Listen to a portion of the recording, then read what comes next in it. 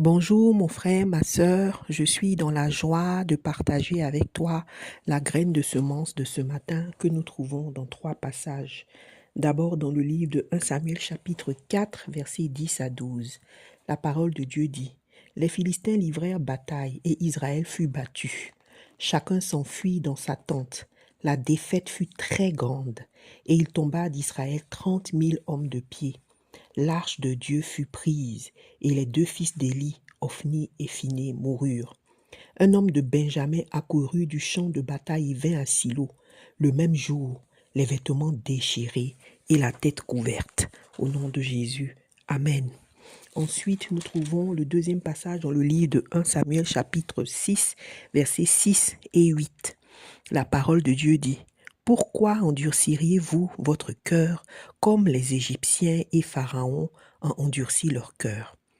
N'exerça-t-il pas ses châtiments sur eux et ne laissèrent-ils pas alors partir les enfants d'Israël?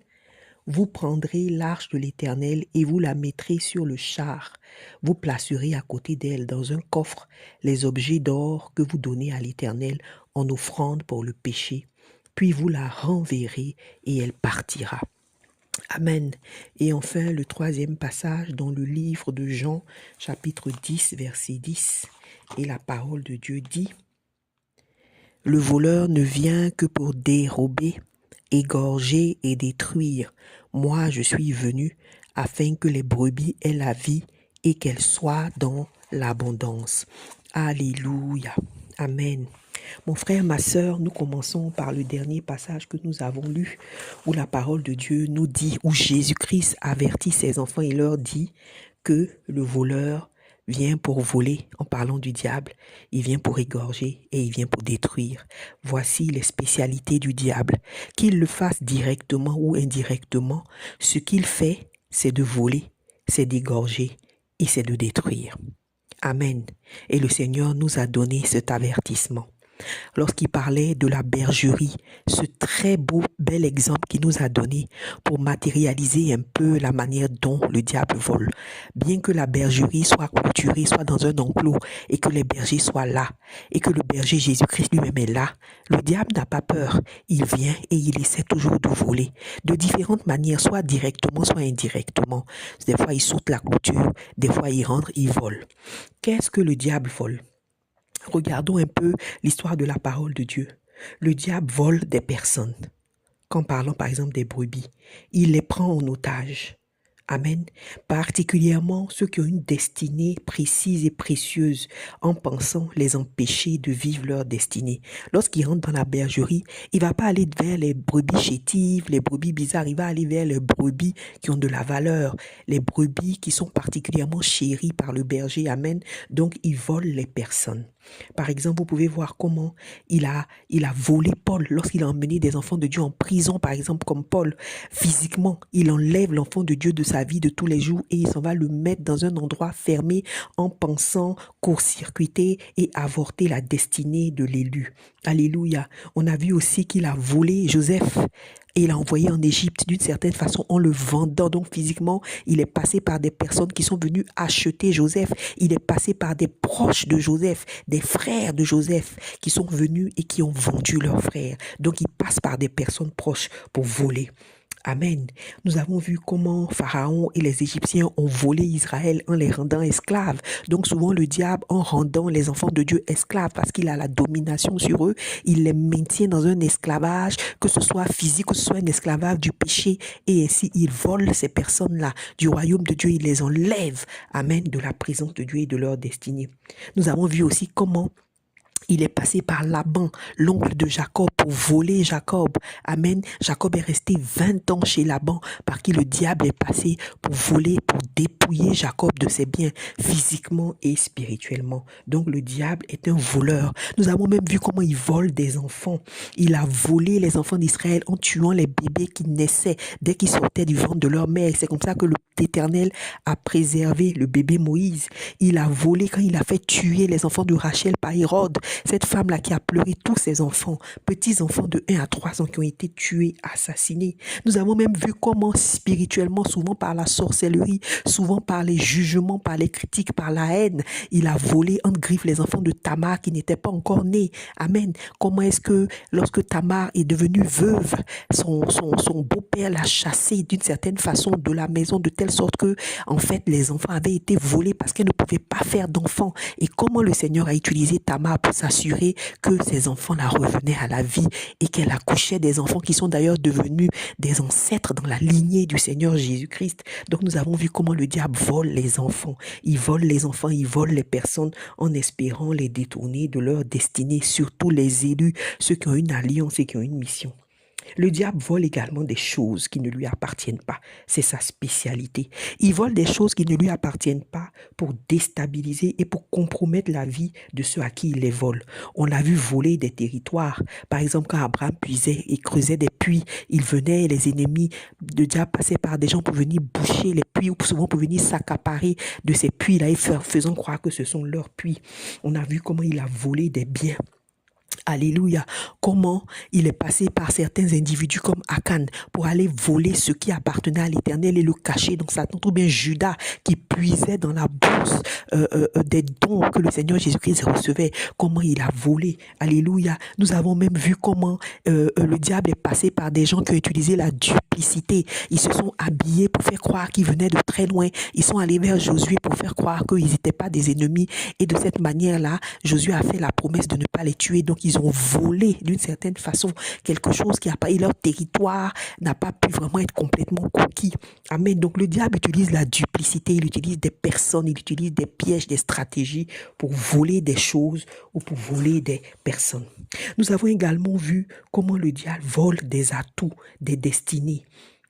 Alléluia, des lumières, si on peut dire ça, qui sont un peu la grâce de Dieu sur la vie des gens. Parce que regardez bien quand la Bible dit que le diable vient pour dérober, égorger, détruire et tuer. Il vole, et là on est en train de voir la destruction, parce que quand il vole des atouts, quand il vole des bénédictions, quand il vole des destinées, quand il vole des futurs, ou quand il vole la grâce de Dieu sur la vie, c'est de la destruction. Souvenez-vous par exemple qu'il a volé la réputation de David, lorsque Absalom est venu, le propre fils de David. Donc voyez comment le diable passe souvent par des personnes très proches, comme Judas l'était de Jésus. Et vous allez voir dans le monde, même dans le corps de Christ, les gens vont dire que non, si des proches de toi t'ont volé, parce qu'ils ont été incités par le diable, c'est parce que tu as fait quelque chose de mauvais. Oh, l'ignorance du peuple de Dieu. Alors que nous voyons dans la parole de Dieu comment le diable vole, il vole des atouts, comment il vole la réputation. Si vous voyez par exemple, lorsque Absalom voulait faire un coup d'état à son père, qu'est-ce qu'il a fait? Il s'est placé sur la route pour pouvoir mentir sur son père. Et c'est parce qu'il a menti sur son père que tout le peuple pendant 4 ans s'est détourné de son père. Il a volé la réputation du roi David, faisant croire au peuple que David était quelqu'un d'injuste, et le peuple a avalé ça. Voilà comment le diable vole les réputations. Il a voulu voler la réputation de Job aussi par ses amis en faisant croire et en disant partout, en proclamant que Job a fait des mauvaises choses. C'est pour ça que le sort de l'Éternel s'est abattu sur lui. Le diable a volé la réputation même du Seigneur Jésus-Christ en le faisant passer pour un criminel. Donc mes frères, mais c'est aussi Jésus-Christ même est volé. Alors que pouvons-nous faire? Le diable va le faire parce que pour lui, c'est sa seule façon de gagner du temps, parce qu'il sait qu'il s'en va définitivement dans le feu éternel. Donc il a volé la réputation du Seigneur Jésus-Christ pour pouvoir le faire assassiner. Vous avez vu comment il a volé les atouts de Jacob par Laban, utilisé Jacob pendant 20 ans, tous les atouts, les compétences de Jacob, il a utilisé ça, et Laban s'est enrichi sur le dos de Jacob. Et le diable le fait aujourd'hui avec beaucoup d'enfants de Dieu qui demeurent esclaves, qui travaillent pour des gens, pour des employeurs, et ils sont volés, sucés par certains. Alléluia. Nous voyons comment le diable vole l'héritage. Si vous voyez l'histoire de Gédéon, comment son frère, son demi-frère est venu voler ce qui était à lui, son héritage, se fait passer pour l'héritier, voler ça à ses enfants. Donc tout l'héritage est parti au diable. Amen. Nous avons vu comment le diable vole la bénédiction. Lorsque ce roi-là a envoyé Balak pour dire, le roi Balak a envoyé Balaam pour dire, va maudire les enfants d'Israël, vole leur bénédiction. Et ils ont essayé, le diable a tenté. Mais à toutes ces tentatives-là, avec les élus, ce sont toujours soldée par des échecs. Mais le diable n'a jamais arrêté, même après échec et après échec, il continue de voler. Donc ils ont voulu voler par la sorcellerie, par le mysticisme, la bénédiction d'Israël, mais le Seigneur n'a pas permis. Donc le diable utilise aussi le mysticisme, les autorités, les spirituelles pour pouvoir voler, pour pouvoir dérober et détruire. Nous avons vu comment même ils volent souvent la grâce de Dieu sur la vie de certains élus, la promotion, comme Daniel qui devait être promu. Et puis, ils ont essayé de voler sa promotion en essayant de le tuer. Nous avons vu comment ils ont essayé de voler le futur de l'apôtre Pierre, la destinée de l'apôtre Pierre, en lui faisant lui-même pécher. Souvent, le diable va te voler en te faisant pécher, en le faisant renier Dieu. Mais le Seigneur Jésus-Christ a dit à Pierre, parce que j'ai prié pour toi, je me suis tenu à la brèche pour toi. C'est pour ça que le diable n'a pas envie de voler. Et souvenez-vous même du plus grand vol de toute l'humanité, à Adam et Ève, comment le diable a volé leur statut de fils et de filles, volé leur héritage. Oh, mes frères, mes sœurs, le diable est le spécialiste du vol. Il est le spécialiste de la destruction. Il est le spécialiste de l'égorgement, de l'assassinat. Il va même jusqu'à voler la paix des élus. Vous avez vu comment Anne, elle a été troublée jusqu'au jour où, lorsqu'elle est partie prier dans le temple et que Samuel lui a donné une parole de l'Éternel, la Bible dit qu'elle n'était plus jamais troublée. Mais pendant longtemps, sa paix avait été volée parce qu'elle était stérile. Et sa rivale, le diable, est passé par elle pour lui voler sa paix et sa tranquillité. Et souvenez-vous comment les disciples aussi, à cause de la croix, ont aussi été troublés. Et le Seigneur leur a dit, pour prévenir et pour ne pas que le diable leur vole leur paix, il a dit, ne vous troublez pas, que votre cœur ne se trouble pas. Dans Jean 14, 1, croyez en Dieu et croyez en moi. Et en fait, le diable vole la vie. Il tue, il égorge, il vole le futur. Regardez comment Aman, au temps de la reine Esther, a concocté un décret qui a été fait juste pour tuer un peuple, juste pour leur ôter la vie. Comment est-ce que Abel a été tué? Comment est-ce que Zacharie a été tué même dans le temple de l'Éternel? Comment Jean-Baptiste a été tué? Le diable vole la vie. Mais pour tout ce qu'on vient de dire, que ce soit des vols, que ce soit des assassinats, que ce soit tout ce qui s'est passé, nous avons toujours vu l'échec du diable parce que le Seigneur a toujours restitué.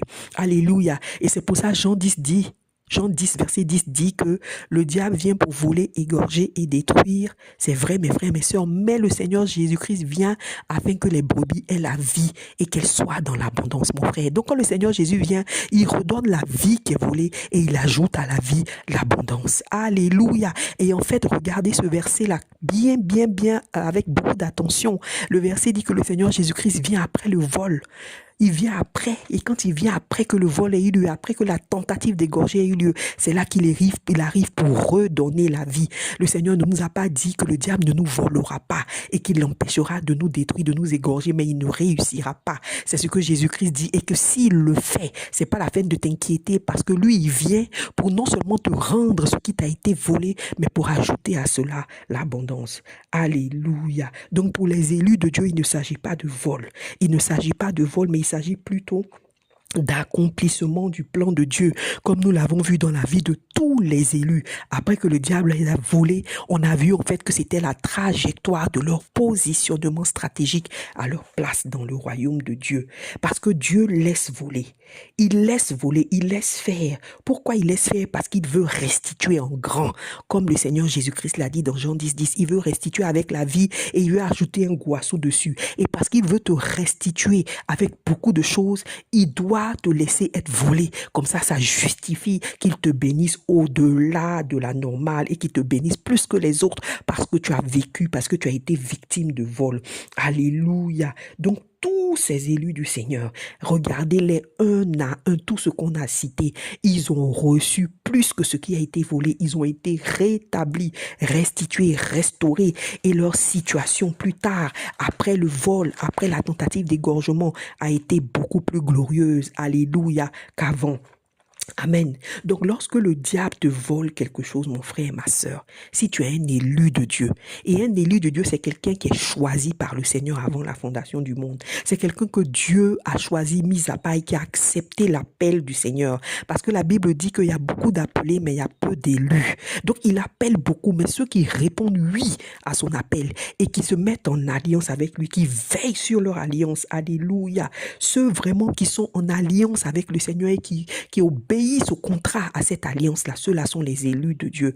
Et la parole de Dieu dit que lorsque le diable les vole, c'est pas la peine de t'inquiéter, mon frère, ma soeur. Si tu es un élu de Dieu, attache-toi à ton alliance. L'alliance sur laquelle le Seigneur a juré par le sang de Jésus-Christ. Alléluia. Alors attache-toi à cette alliance-là et sache que le Seigneur a laissé faire parce qu'il veut te restituer au-delà de ce qui t'a été volé. Donc pour toi et pour moi, ce n'est pas un vol en effet. C'est ce que c'est un prêt à l'Éternel. En fait, c'est comme si on a prêté à l'Éternel ce qui nous a été volé, que ce soit une personne, que ce soit nous-mêmes, que ce soit notre destinée, que ce soit le futur, que ce soit nos atouts, que ce soit nos enfants. C'est un prêt que tu as fait à Dieu. Alléluia. Et c'est Dieu maintenant qui a cédé cette chose au diable pour un temps, pour un temps. Alors mon frère, ma soeur élu de Dieu, ne t'inquiète de rien.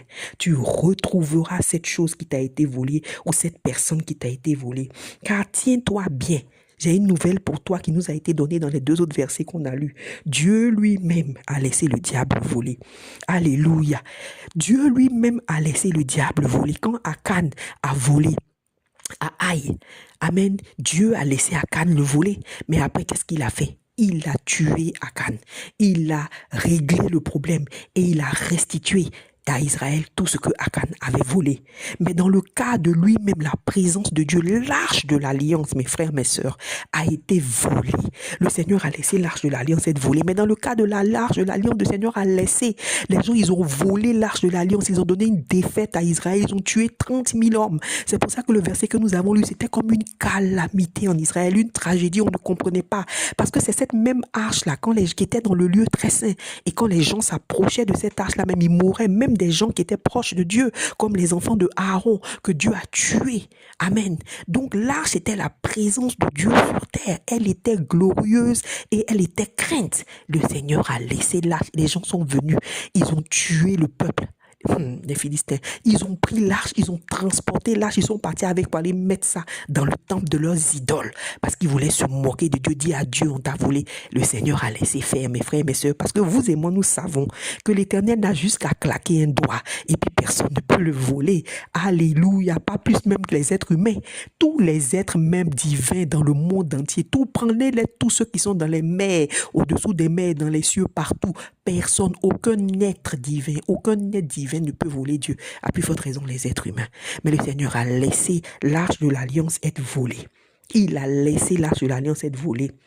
Alléluia. Le vol le plus dramatique de l'histoire de Dieu avec l'homme, c'était la consternation dans Israël. Les pleurs, les gens ne comprenaient pas comment la présence de Dieu, cette tâche-là qui les précédait pour aller ouvrir les mers et les fleuves, mes frères, mes sœurs. C'est cette tâche-là que les Philistins, des incirconcis, des impies, des mauvais, des sorciers sont venus voler tranquillement, tranquilles. Ils sont partis avec l'arche. Le Seigneur n'a pas levé un doigt pour les empêcher. Donc, le Seigneur lui-même, là, le diable vole. Et puis souvent, il laisse faire. Donc, toi et moi, mes frères et mes sœurs, en tant qu'élus, si le diable nous vole, reste tranquille. Parce que le Père lui-même se laisse être volé. Et c'est la fée qui détermine pourquoi il s'est laissé voler, mes frères et mes sœurs. C'est pas le milieu, c'est pas le début. Parce que le milieu, le début, tu peux pas comprendre. Quand le vol se fait là, tu peux pas comprendre. Tu es consterné. Tu te dis, mais comment Dieu peut se laisser voler, mes frères et mes sœurs? Mais la fin de l'histoire, et c'est ce qu'on a lu en ce qui concerne l'arche de l'alliance. La fin de l'histoire, c'était 7 mois. L'arche est restée. Mais lisez Samuel 4, 5, 6. Oh, je vous dis, mes frères, mes sœurs, c'est tellement beau. Quand l'arche est arrivée, qu'ils ont mis l'arche dans le temple de leur Dieu, là-bas, Dagon. Ils ont mis l'arche là-bas. Le matin, ils sont venus. La statue de Dagon était couchée par terre. Devant l'arche de l'Éternel des armées, mes frères, mes sœurs. La statue de Dagon était couchée par terre dans lui-même son temple. Devant l'arche du plus grand Dieu. Alléluia. Quelle gloire, mes frères, mes sœurs. Quelle puissance. Alléluia. Mais si l'arche n'avait pas été volée, comment est-ce que ces gens-là allaient savoir que Dagon, là, sa statue se prosterne devant le roi des rois? Alléluia. Le lendemain, ils ont bien placé Dagon. Ils ont pris la statue, ils ont mis à sa place. Quand ils sont revenus le jour d'après, cette fois-ci, les bras de Dagon étaient cassés. La tête de Dagon était cassée et la statue était par terre. prosterner devant l'arche de l'alliance, l'arche de l'Éternel. Alléluia. Voici ce que l'Éternel fait, mes frères, mes sœurs. Alléluia. Voici la raison pour laquelle il a laissé l'arche partir. Mais il n'a pas encore fini. Tout le temps que l'arche était là-bas, il y a eu des épidémies, il y a eu des furons, des maladies. Toutes les villes dans lesquelles l'arche passait, oh, les gens pleuraient parce que l'arche est en train de décimer. La guerre qu'ils ont fait, puis ils pensaient qu'ils avaient gagné là. Et puis ils avaient volé l'arche là. En fait, le Seigneur avait laissé entrer l'arche dans le camp ennemi. Mes frères, mes sœurs, pour décimer, fini. L'arche a détruit les gens. La mort était dans le camp. C'est que la parole de Dieu dit. Ils ont changé l'arche de ville en ville pour voir si ça allait s'arrêter. Ça ne s'arrêtait pas. Les gens sont morts. Les gens sont morts. Plus de morts même pendant que l'arche était là-bas que de morts pendant les guerres. Mes frères, mes sœurs, l'arche de l'alliance a nettoyé le camp de l'ennemi. Mes frères, mes sœurs, si le diable te vole quelque chose, s'il te vole quelqu'un, s'il te vole un futur quelque chose, laisse-la te voler. Prête à l'Éternel et regarde comment le Seigneur va nettoyer le camp de l'ennemi parce que tu lui as prêté cette chose-là pour qu'il accomplisse sa volonté. Au nom puissant de Jésus-Christ de Nazareth. Donc à un moment donné, quand ils étaient fatigués, ils sont morts, ils ont souffert, ils étaient obligés de ramener l'arche. Et c'est là qu'ils se sont dit, comment on va faire? Et quelqu'un leur disait, ne soyez pas comme Pharaon. Mes frères, ne soyez pas comme Pharaon qui s'est entêté, qui n'a pas voulu laisser partir Israël et puis après Dieu l'a forcé. Est-ce que quand Dieu l'a forcé, il n'a pas laissé partir? Et quand ils ont entendu ça, ils ont décidé de renvoyer l'arche. Mais quand ils ont renvoyé l'arche, mes frères, mes sœurs, comme on a lu dans la parole, elle n'est pas venue simple et seule. Elle est venue avec quoi? Des présents, de l'or. Oh, mes frères, mes sœurs, des pierres précieuses. C'est-à-dire qu'ils ont pris même les maladies que Dieu a pris pour les frapper là. Ils ont fait l'effigie de leur tumeur là avec leur pour envoyer pour qu'à toujours ils se souviennent que si tu voles quelque chose chez Dieu, il te punit. Il te punit, mes frères, mes sœurs. Voici ce que le Seigneur fait. Et donc fatigués de subir la main de Dieu, la Bible dit que la main de Dieu s'apesantissait sur le camp. Fatigués de subir la main de Dieu, ils sont venus humilier, se prosterner et renvoyer l'arche au peuple d'Israël.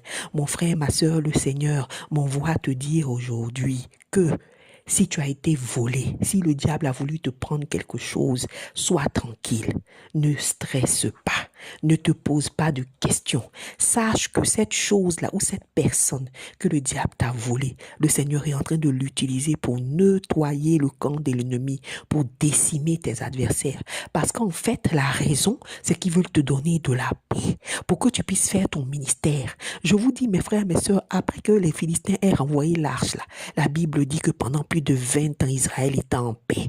Parce que l'ennemi a compris qu'il y a des personnes qu'on ne touche pas. Il y a des choses qu'on ne touche pas.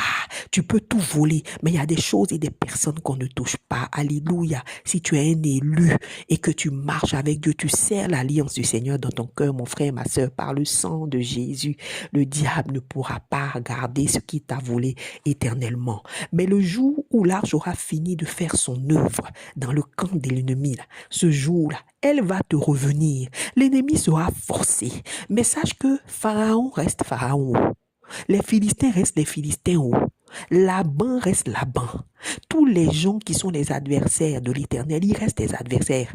Le Seigneur le fait ainsi parce qu'il y a des gens, leur destinée là, c'est envoyé à voler et à recevoir le prix de ce vol, mes frères, mes sœurs, comme le diable lui-même qui a son prix qu'il attend dans la géhenne. Alors pourquoi tu vas t'inquiéter?